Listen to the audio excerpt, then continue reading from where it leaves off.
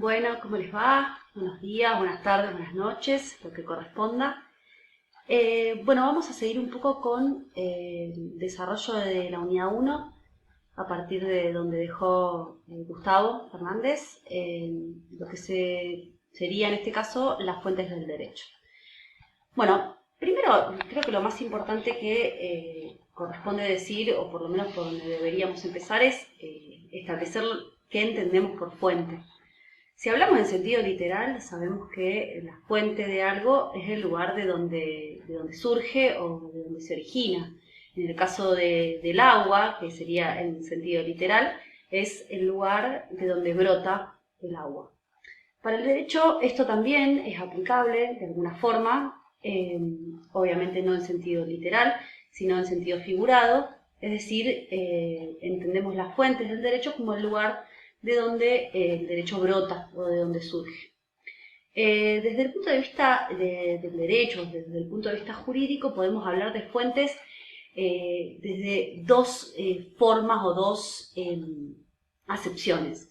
La primera sería el origen de una norma o de la norma, entendido como la inspiración o el lugar de inspiración que tuvo el legislador al momento de crear o de redactar determinada norma jurídica.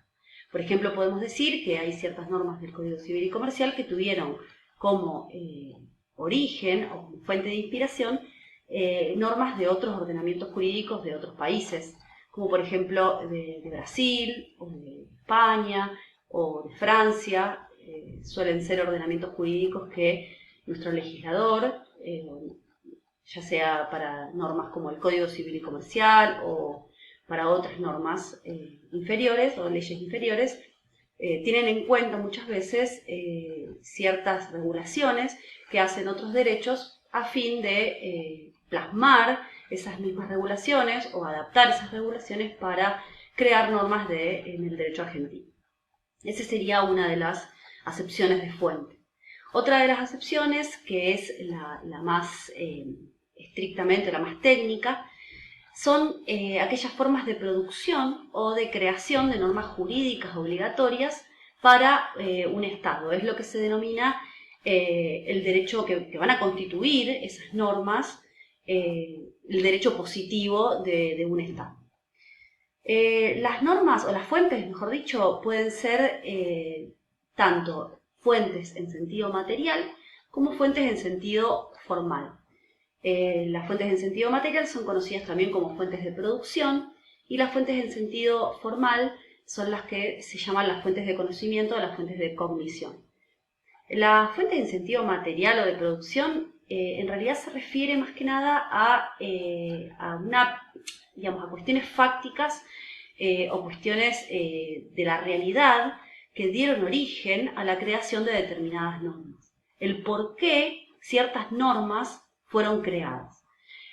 Más que nada se refiere a acontecimientos o a hechos que se producen en un determinado momento que hacen o que generan la necesidad de crear normas jurídicas. Por ejemplo, un ejemplo muy concreto y muy actual que es la pandemia que nos encontramos transitando, que es un hecho de la realidad que generó la necesidad de crear normas jurídicas para regular las consecuencias que surgieron de la pandemia, las consecuencias que se produjeron en el caso de Argentina, para los habitantes de nuestro país. Entonces, este acontecimiento o este hecho de la realidad, que es la pandemia, generó la necesidad de creación de normas jurídicas a los fines de regular sus consecuencias. Después, las fuentes en sentido formal o las fuentes de cognición son las maneras en las que las normas jurídicas se expresan a través de los medios que están establecidos, los medios idóneos para la creación de derecho. Bueno, son sería como los carriles a través de los cuales podemos encontrar normas jurídicas, o los lugares en donde podemos encontrar normas jurídicas.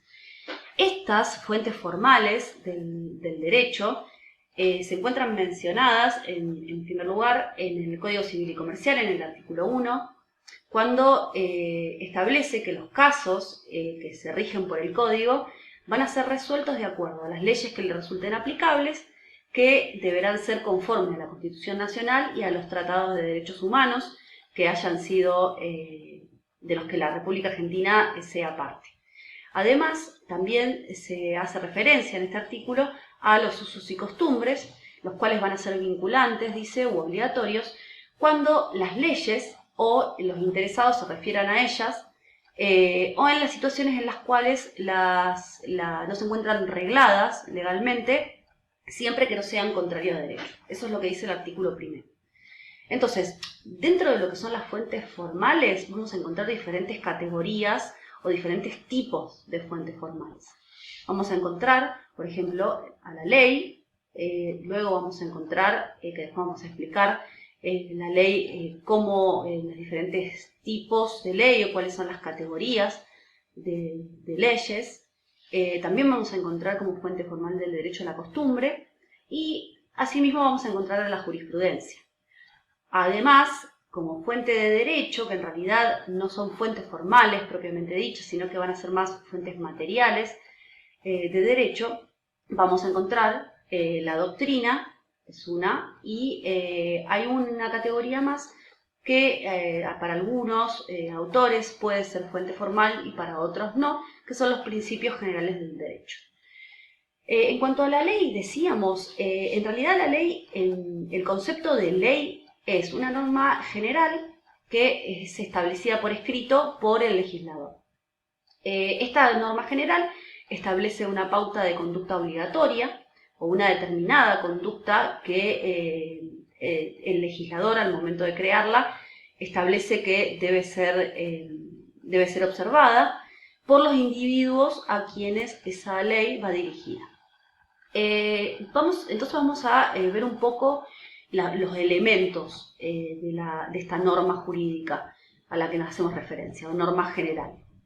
Primero, que es una norma, como recién decía, es una norma general.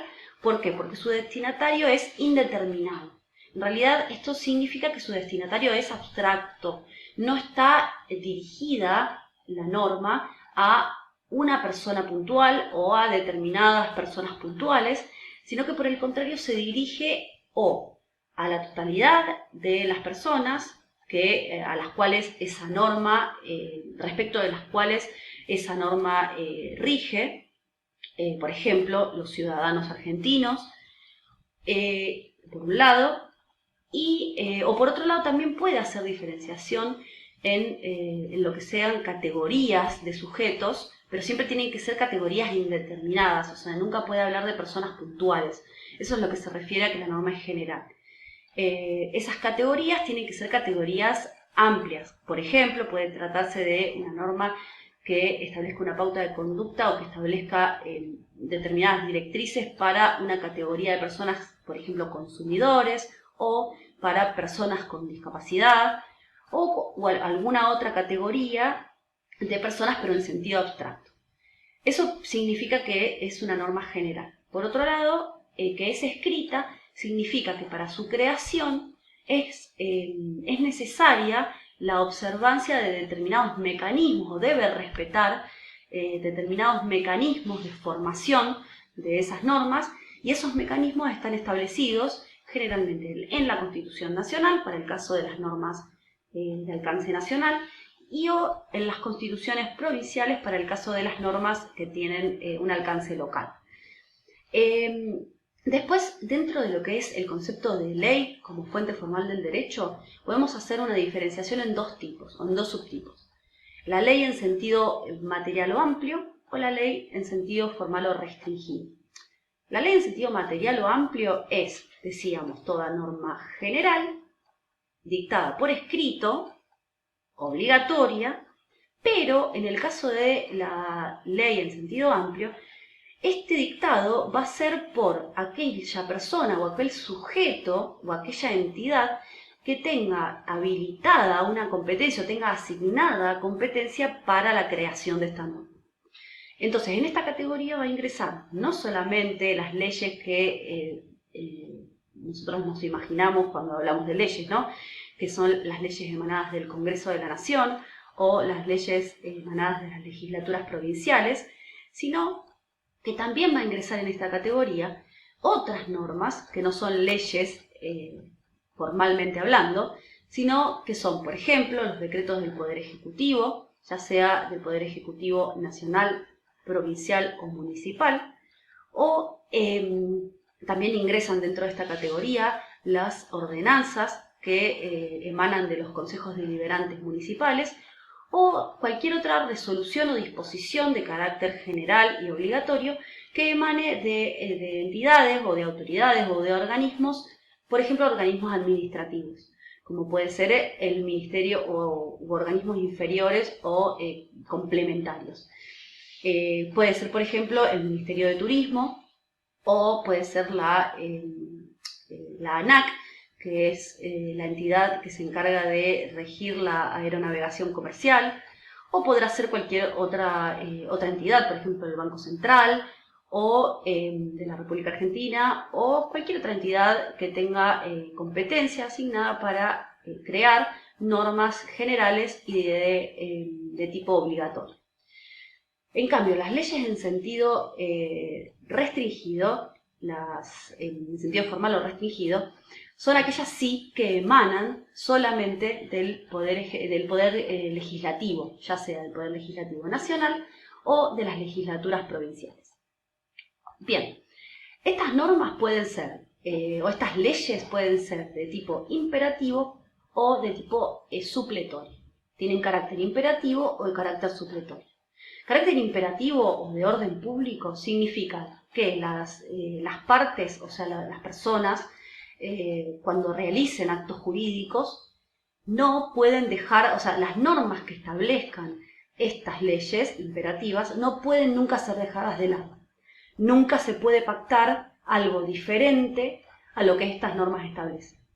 A diferencia de las supletorias, que en realidad, como su nombre lo indica, son supletorias o subsidiarias a lo que las partes establezcan en sus actos jurídicos. Esto significa que si las partes determinan otra cosa en algún acto jurídico, como por ejemplo en un contrato, esto va a ser válido y va a ser vinculante para esas partes, por más que la ley diga otra cosa. En el caso de las normas supletorias, esas normas van a valer para el caso de que las partes, en el acto jurídico que hayan realizado, no hayan previsto expresamente la situación regulada por la norma. Entonces, en caso de que se genere un conflicto, esa norma se va a resolver, ese conflicto, perdón, se va a resolver con esta norma supletoria. Bien, la otra fuente formal del derecho es la costumbre, que como tal es, el concepto de costumbre es la observancia constante y uniforme de un determinado comportamiento, de una determinada conducta, por un conjunto de personas o por los miembros de una comunidad, con la convicción de que responde a una necesidad jurídica. Esto significa que las personas, o sea, ahí tiene dos elementos la costumbre. Por un lado, el elemento objetivo, que es esa repetición de esa determinada conducta o ese comportamiento por ese grupo social a lo largo del tiempo. Y el elemento subjetivo es que ese conjunto de personas están convencidas de que esa repetición de esa conducta responde a una necesidad jurídica, significa que responde a una obligatoriedad. Ellos, las personas que realizan esta conducta, entienden que o la ven a esta conducta como obligatoria. Bien, en el próximo video sigo con los tipos de costumbre.